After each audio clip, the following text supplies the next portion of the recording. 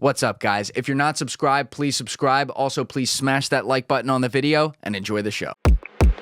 I never saw anything that I would characterize as a physical smoking gun. So I, unlike people like David Grush, well, even David Grush, of course, we can come on and talk about this, says he hasn't seen this personally. But let me just make this very clear. I have never personally seen anything which I know or believe to have come from an extraterrestrial spacecraft or... Blink twice. Blink twice if you're lying. No. Look, if I now blink twice naturally, people will be going, "Oh, look." But no, I've never seen a spaceship or a bit of one, and I've never seen an alien, live or dead. Sorry. So I really thought this guy coming in today, I'm like, I was saying earlier to somebody, I'm like, the guy coming in today might have been face-to-face with an alien before, and he probably won't be able to tell me. But you could be lying. I could be, but sadly I'm not. And look, I would love it if I had seen that, but I haven't. Okay. You know, obviously, I am now...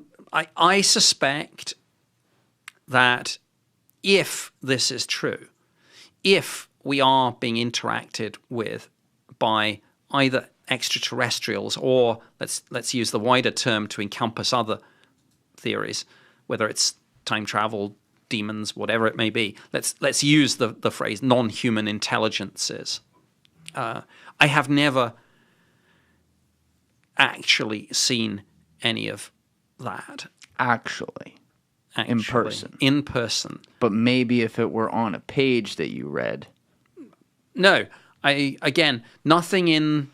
We have, and I've written and I've received from colleagues intelligence assessments that say things like, here's a direct quote from a Defence Intelligence Staff, British DIS document. It says, "We could use this technology if it exists." The point is, we in the UK did not know whether or not it existed.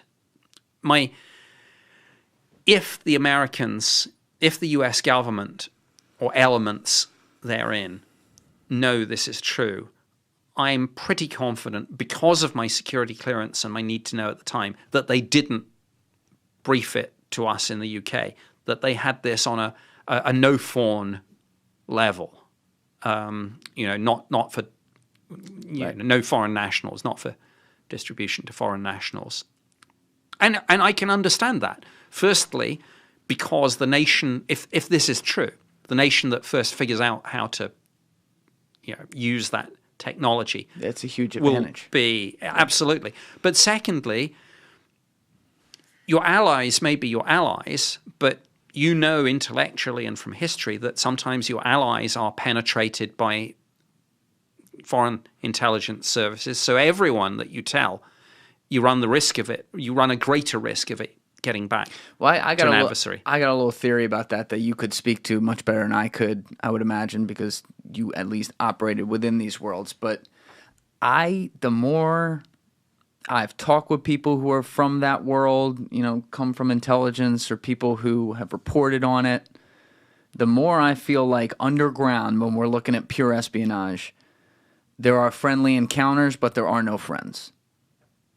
Yes, I think that's a very accurate perception. And of course, the question, do you spy on your allies as well as your adversaries, is always a very sensitive and difficult question that very few people... Yes. The answer that you get from government is, we don't comment on intelligence matters. Right. Which of course is a complete lie. They comment on intelligence matters all the time if it's intelligence matters they want to comment on to make a particular point. But it's a great one-liner to hide behind when you need to pull it out. Yes, absolutely. I think you guys are going to be excited about this one, but if you'd like to have a mug like this, like the one that I put on every episode, we are going to start releasing some of the greatest hits for you guys to buy.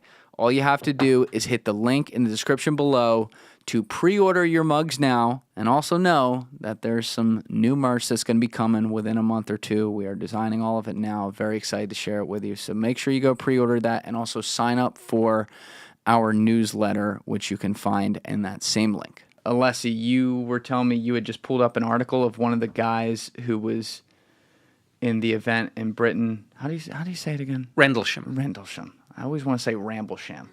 All right, so this is one of the guys who was exposed to radiation, you're saying? Yeah, this is a guy, it says 2015, it got made public here, the U.S. government, they actually acknowledged the health issues from that UMP encounter in 1980, and they granted him the rights. So this is one I think you can be public about, John Burroughs. John Burroughs. Okay, got it. So that was just confirming one of them. Yes, and that was, I name-checked some of the people involved with that. I wish I could recall Cheryl's second name, because she did a lot of the heavy lifting. She worked in John McCain's office. Right. I think Senator John Kyle was also involved at one point. Pat Fresconia, of course, the lawyer. A lot of people did a lot of good work to try and help John Burroughs and some of the other witnesses. And as far as I know, some of this is maybe still going through the system. Radioactive from a UAP is an interesting way to put it, though. Yeah. To have it like that. Because, we do hear the term radioactive referring to nuclear weapons. And again, you couldn't confirm nor deny, but if there were nuclear weapons at the facility, perhaps this is out of context, because maybe there are other people who had nothing to do with the sighting who were stationed there who also have health effects that could be as a result of the nukes and not necessarily this, which could poke a hole in that. But as you said, in the declassified documents, they seem to be clear, or they tried to make it clear it was not from nukes. Thank you for watching the video, guys. Please hit that subscribe button and check out this clip's full podcast episode by clicking here or in the description below.